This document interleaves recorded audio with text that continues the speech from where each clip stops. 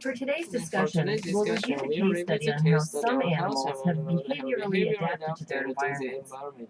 Now, you had to read about two animal species, the eastern marmot and the Olympic marmot. Marmots are rodents. They're large ground squirrels, about the size of an average house cat, and they live in a variety of habitats.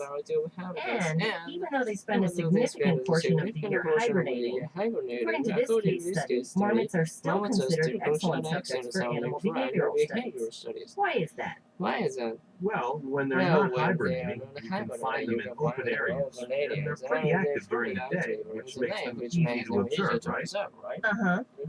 So, first let's discuss the eastern marmots. They reside throughout the eastern region of North America, where there's a temperate climate, where the growing season lasts for at least 5 months of the year, which is when they do all their mating, playing, and eating.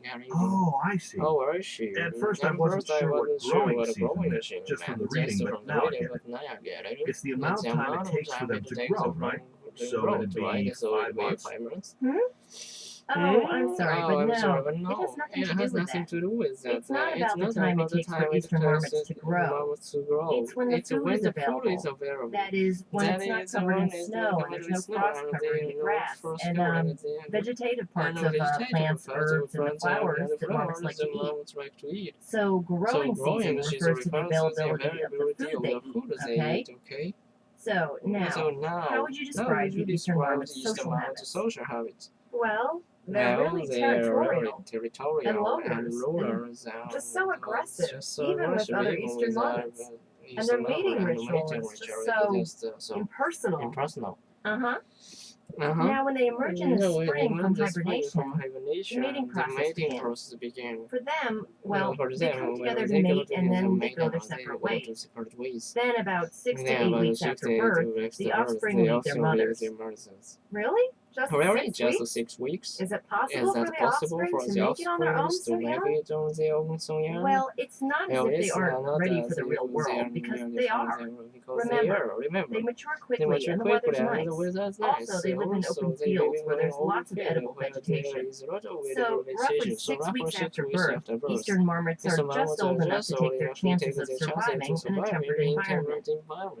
So how does this relate to their behavior? Oh, I get it. Since the climate's not too bad, the eastern marmots don't have to rely on each other too much, and they really don't need to stay together as a family to survive either. And in contrast, the Olympic marmots, what about them? Well, they live together as a family and take care of their young until they're at least 2 years old. They're really friendly with each other. And what I really like is that they even have breeding ceremonies, and they're not at all aggressive and territorial like the eastern marmots. So, their social behavior is so different from the eastern marmots because of the climate where they live. It seems so bizarre. Well, the Olympic marmots inhabit meadows high in the Olympic Mountains, where the weather conditions are much harsher, so there's a lot more wind and snow. The growing season only lasts about 2 to 3 months. So in that much shorter period of time, all the Olympic marmots, male and female, eat, play, work, and nurture the young together. Because the climate is so harsh, cooperation increases the survival rate of the Olympic marmots. They keep their young at home until they're physically able to survive on their own.